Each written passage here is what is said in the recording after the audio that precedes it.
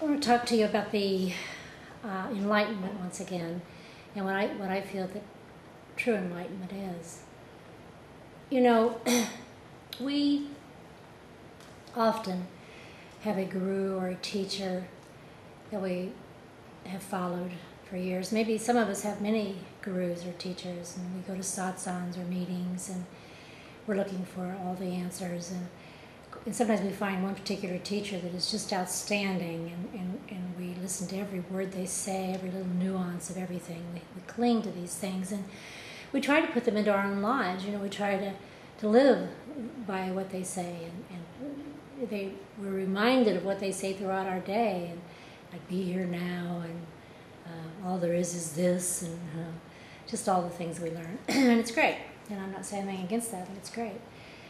I think, though, that sometimes what will happen is that we adhere to this so strongly that we forget about just living, and we forget about relationship, and we forget about some of the most important things to being alive, to living a full, complete, fruitful life. We can actually get caught up in beliefs, in thought processes of what to do and what not to do, according to the teacher, that we don't even live anymore. We're actually like a robot walking around. The teacher said this, I shouldn't do this because the teacher said, oh, I'm doing this, and the teacher said, and I think that can really, it's good to have a teacher, and it's wonderful to follow these things, but I think that you have to come right back down to earth once in a while.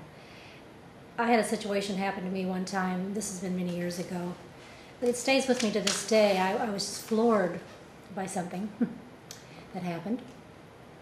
I was in a belief system in those days that pretty much said that, God is omnipotent. This was when I was more involved in religion. God is omnipotent, and that disease and any kind of problem you're having, physical, mental, emotional, even externally out in the world, whatever, something's happening out there, whatever's happening is it's sort of not really happening.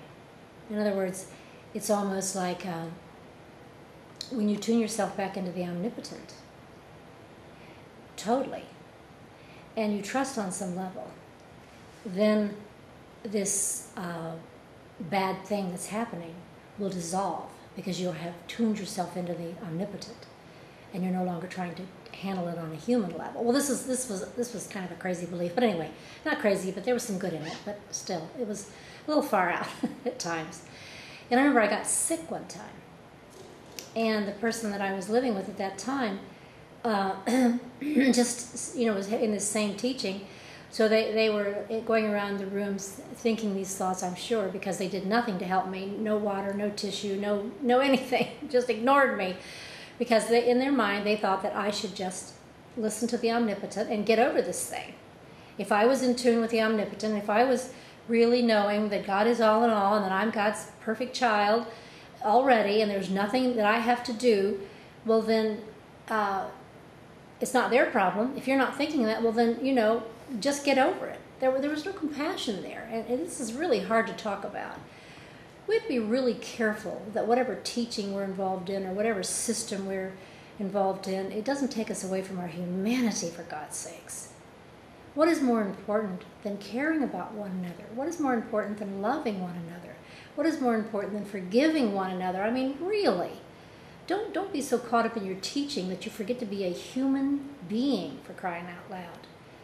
And I think it's easy to do that. I think we human beings tend to be somewhat judgmental. Let's face it. We tend to think that, if we have this wonderful teaching, well, we not only do we judge others, we're really hard on ourselves for not following the teacher to the very word.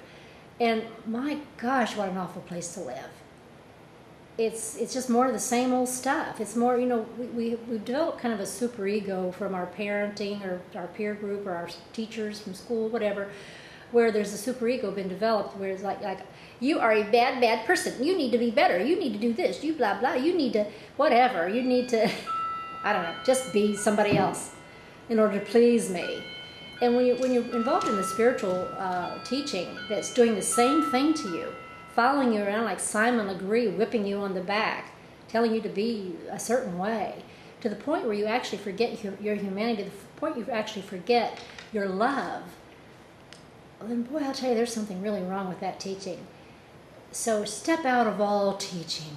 God, step out of all teaching and be with the simplicity of yourself and of what's happening with you right now and who's with you right now and what you're doing right now.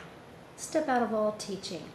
Our heads can be filled with what we should be doing, or this is not quite right, and oh my gosh, I did that wrong, and oh my gosh, we're really hard on ourselves.